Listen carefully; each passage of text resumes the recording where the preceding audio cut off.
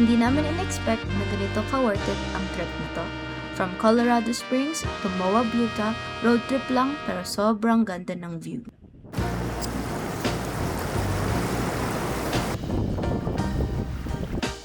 At syempre, pagdating sa campsite, set up agad.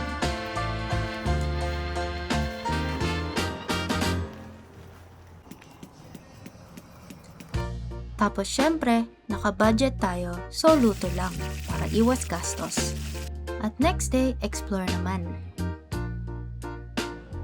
Ito yung mga moments na hindi mo talaga makakalimutan. Nag-hike rin kami sa Professor Lake. And yes, nakakapagod siya so magbaon ng tubig at snacks na din. Then syempre, nag-sunset hour din kami sa Arches National Park. Talaga namang mapapa-wow factor ka rito.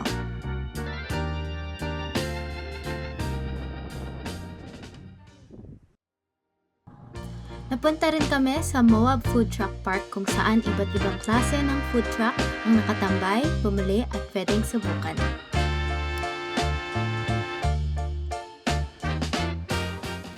Napuntahan rin namin ang Mill Creek. Sobrang chill lang at peaceful.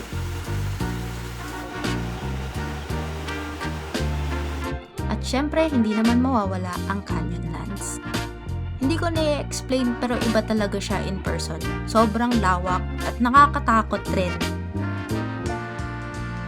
Then lastly, ang Dead Horse Point. May pa kaming napuntahan pero overall worth it lahat.